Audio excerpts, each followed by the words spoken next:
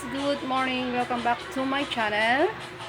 So ayan, Maria Berena Tutrias. So ngayon guys, nakita niyo siguro basa yung buhok ko kasi kanina galing ako sa labas, bumili ako ng aming uulamin. Kasi isang linggo na hindi kami na nakalabas na bumili ng ulam sa labas. So ayan, siyempre pagdating dito sa bahay, kailangan maligo agad pag galing ka sa labas. For the safety, diba?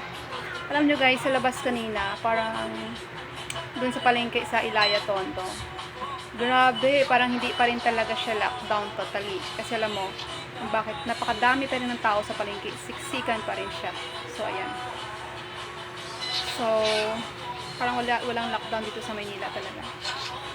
Ayan guys, so ngayon, we're going to cook steamed fish. Steamed fish or paksiw na isda. So, ayan. So, yung ating ingredients ay ito. Ayan. Ito guys, na-slice ko na yung bawang, luya, at saka sibuyas. So, yan ang ating gagamitin. So, ngayon, kasi itong isda ko guys, actually naugasan ko na siya.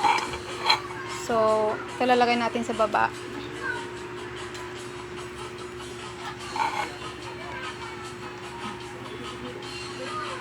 Pasensyahan nyo na guys, kasi alam nyo na, dito sa aming bahay, hindi ganun kaganda. Tsaga-tsaga lang tayo guys. So, ayan, nalagay na natin siya lahat. Kinakamay ko lang guys kasi malinis mga kamay ko at saka nakapagugas naman ako. So, ngayon, lalagay natin yung ating fish sa taas.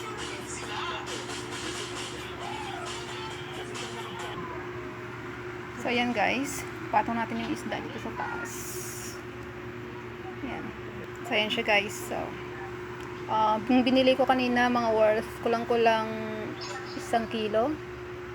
Kasi yan nga, hindi na kayo masyadong lumalabas ng bahay. Kaya yan. So, pang ilang days na namin ni sister ko yan. So, ngayon, ang gagamitin ko ay kalamansi. Ito. So, slice natin ito at pipigain. Yan. Hugasan muna natin siya guys. So, ayan siya guys. Na-slice ko na yung kalamansi. So, gagawin natin ipigain natin siya. Itong kalamansi ko guys, worth 10 pesos yan. So, pwede naman yung ilalagay natin sa steamed fish natin o sa paksiw na isda, yung kalamansi or yung suka, kahit anong suka, dado puti o silver swan, kahit anong suka po pwede nyo gamitin. Pero sa akin po, ginamit ay kalamansi. Ayan. So, yan guys, pipigain natin siya kasi ito.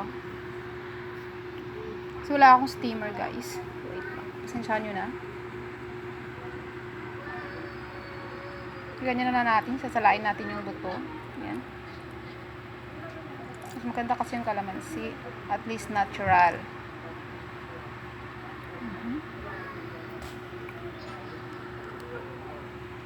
Tapon natin dito. Wait lang. So, ayan guys.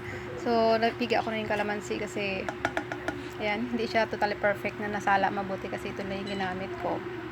Ito lang gamit, meron ako, wala akong salaan. So, ayan. Ayan, sala ko na lahat.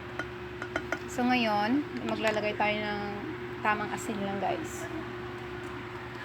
Para hindi siya maalat. Mga 1 tablespoon lang. Ito na lang, konti na lang yung asin ko natira. So, siguro busin mo na siya. Ayan. Hindi naman siya maalat masyado yun, guys. Ayan. Sinimot ko na. So, wala na. And then, maglagay ako guys ng, kasi ang ginamit ko ay kalamansi. Maglagay tayo ng konting tubig lang, yung tama lang. Para malaga ng mabuti or ma-steam ng mabuti yung ating fish. So, mga 1 cup lang nito. Ito maliit. Mag-ilan ba to? Isa yung pang rice cooker na maliit na ginagamit. Basta maliit lang guys, yung tama lang. So, ayan guys. So, nilagay na natin yung 1 cup nito. Ito nang maliit lang siya. Yan. Tama lang maluto yung ating isda. Kasi yung isda ko kanina nabili, fresh pa naman siya. Fresh na fresh talaga. Kaya medyo mahal. So, ang next natin na gagawin ay actually guys, kung hindi asin nilalagay nyo, pwede din naman yung patis or yung bagoong. Pwede yun gawing panlasa sa ating isda. So, ngayon, gusto ko kasi siya guys lagyan ng siling mahaba.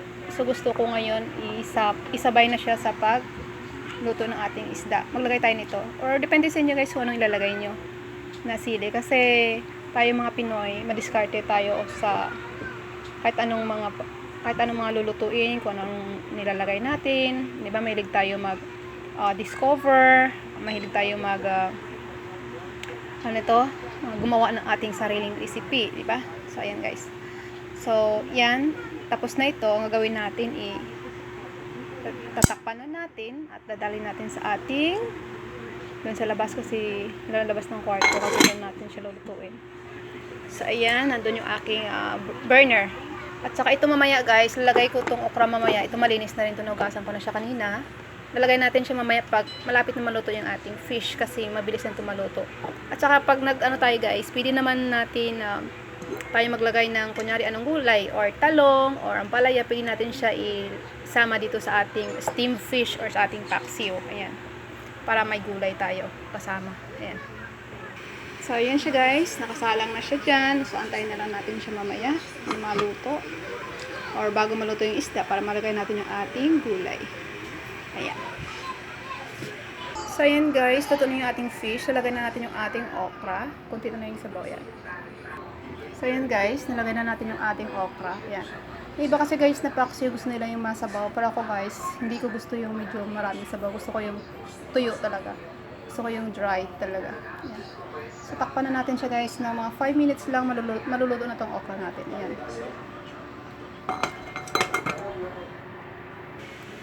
Ayan guys, here's it. Smell good. After 5 minutes, it's already cooked.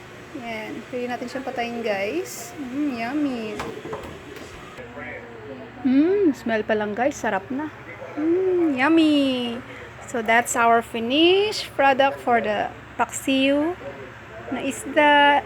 Ayan. Or that is called steamed fish. Ayan. So, sa mga friends ko na hindi nakaintindi ng Tagalog, so, I put the description down on this blog. So, you know how to cook this steamed fish. Ayan. Okay. So, ayan. That's all guys. Thank you for watching my vlog.